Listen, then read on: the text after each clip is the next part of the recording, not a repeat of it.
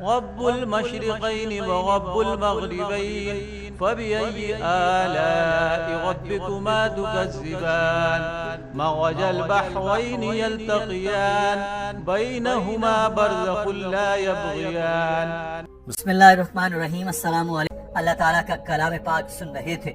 مودی کے سامنے جب سورہ رحمان کی آیات پڑھی گئیں تو وہ نہ چاہتے ہوئے بھی ادب سے بیٹھ گیا. کندھے جھکے ہوئے سر نیچے تھا. فَبِأَيِّ آلَاءِ رَبِّكُمَا تُكَذِّبَانِ کا جب ورد ہوا مودی کی آنکھیں اٹھ نہ سکی. آپ بھی تلاوت کلام پاک کے یہ روح پرور مناظر دیکھیے. رب المشرقين ورب المغربين فبأي آلاء ربكما تكذبان مرج البحرين يلتقيان بينهما برزخ لا يبغيان فبأي آلاء ربكما تكذبان. سیکولر ہونے کے دعوے دار ملک بھارت میں مسلمان اقلیتوں کے ساتھ کچھ اچھا سلوک نہیں کیا جاتا. اس لیے اس تقریب کو بھی لوگوں نے بہت حیرانی سے دیکھا. سب کو معلوم ہے کہ ہندو دھرم میں کئی کروڑ دیوی دیوتاؤں کی پوجا کو پوتر سمجھا جاتا ہے، مگر اس سب کے لیے ہندو پنڈت عجیب و غریب طریقے اپنانے پر مجبور ہوتے ہیں. گھٹنوں کے بل چلواتے ہیں، ایڑیاں رگڑواتے ہیں اور ماتھا زمین سے ٹکرانے پر مجبور کرتے ہیں، اور کوئی ان کے کسی حکم پر نہ نہیں کہہ سکتا. مودی کے بھی کچھ ایسے ہی مناظر سوشل میڈیا پر وائرل ہوئے جس میں پنڈت نے ان کو گھٹنوں کے بل چل کر آنے کی ہدایت کی. مودی سے ایک قدم آگے گئے اور لیٹ کر پرنام کیا، جس کا دنیا کے دیگر ممالک میں بہت مذاق بھی بنایا گیا. سنگول کو اور سبھی آدینوں کو ساشٹانگ نمسکار کر رہے ہیں.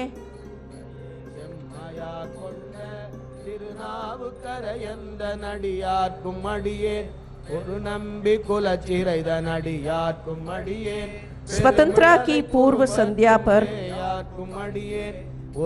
तिरुवावडुरै आदीनम ने पंडित नेहरू को सेंगोल भेंट किया. ओ घटना का पुनरावर्तन अब भी तिरुवावडुरै आदीनम. اب دوبارہ بات کرتے ہیں قرآن پاک کی تلاوت کی. تو ناظرین، پہلے تو یہ مناظر سامنے آنے پر ہندو کٹر قوم پرست جماعتوں اور پنڈتوں نے نریندر مودی پر خوب تنقید کی. پھر کچھ وقت کے بعد انہوں نے بالکل خاموشی اختیار کر لی، جس نے اس معاملے کو اور بھی ہوا دی. بی جے پی کے مخالفین نے یہ الزام لگایا کہ انہوں نے پارلیمنٹ کی افتتاحی تقریب میں سورہ رحمان کی تلاوت کو شامل کر کے مسلمانوں کے بارے میں اپنے تعصبانہ رویے کو چھپانے کی کوشش کی ہے. یہ دکھاوا وزیر اعظم کو مذہب کی بنیاد پر امتیازی سلوک کے الزامات سے بری نہیں کر سکتا.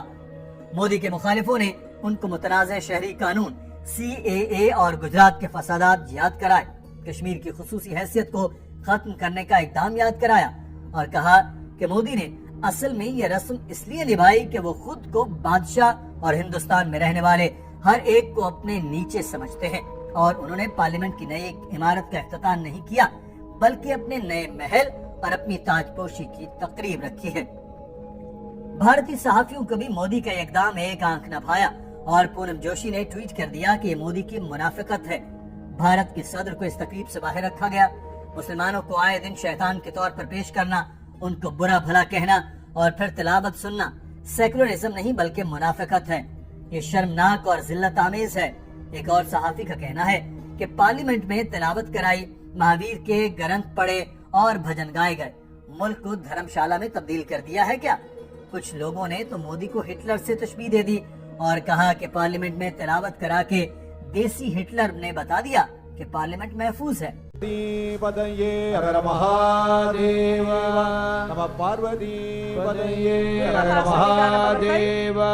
புனித நீர் வார்க்குமாறு அன்போடு வேண்டுகிறோம். ناظرین، قرآن پاک اللہ تعالیٰ کا کلام ہے، اور کچھ بھی ہو سننے والے کے دل پر روب تو طاری ہوتا ہی ہے. اس معاملے پر ڈاکٹر ذاکر نائک نے بھی لب کشائی کی اور بتایا کہ قرآن پاک کو توجہ سے سننا فرض ہے. جہاں قرآن پاک کی تلاوت ہو رہی ہے وہاں توجہ پوری رکھنی چاہیے. اللہ تعالیٰ نے فرمایا کہ جب قرآن کی تلاوت ہو تو اسے غور سے سنو. یہ ایسا کلام ہے جو خالص اور 100% اللہ پاک نے کہا اور نازل کیا ہے. جب اس کی تلاوت کی جاتی ہے تو دلوں پر ایک دبدبا طاری ہو جاتا ہے. انسان تو خدا کے سامنے کچھ نہیں، وہ اس روب تلے آنکھیں جھکا لیتا ہے اور توجہ کرنا ضروری ہو جاتا ہے، کیونکہ دل و دماغ پر قرآنی آیات اپنا نقش ضرور چھوڑتی ہیں۔ As far as the views are concerned amongst the scholars, there are two groups of scholars.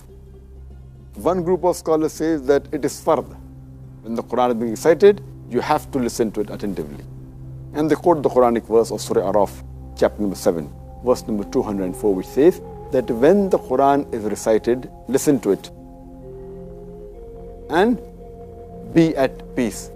ناظرین، قرآن پاک میں لکھا ہے کہ جو لوگ اپنے پروردگار سے ڈرتے ہیں ان کے بدن کے تو اس کے رونگٹے کھڑے ہو جاتے ہیں، پھر ان کے بدن اور دل نرم ہو کر اللہ تعالیٰ کی طرف متوجہ ہوتے ہیں۔ یہی اللہ کی ہدایت ہے، وہ اس سے جس کو چاہتا ہے ہدایت دیتا ہے، اور جس کو اللہ گمراہ کر دے اس کو کوئی ہدایت دینے والا نہیں ہے۔ ڈاکٹر ذاکر نائک اور دیگر علماء کرام کا بھی یہی کہنا ہے کہ تلاوت کلام پاک کے آداب کا خیال رکھنا ہر صاحب ایمان کے لیے نہایت ضروری ہے، ورنہ خدائی کلام کا ادب نہ کرنے کا گناہ کیا ہے، یہ انسانی سوچ کی حدود سے بھی پرے ہے۔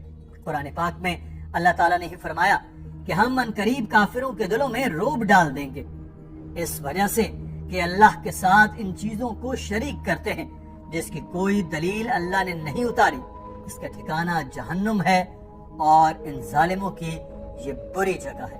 ناظرین، آپ کی رائے کیا ہے آج کی اس ویڈیو کے بارے میں؟ کمنٹ سیکشن میں ضرور آگاہ کیجیے گا۔ اپنا خیال رکھیے، اللہ حافظ۔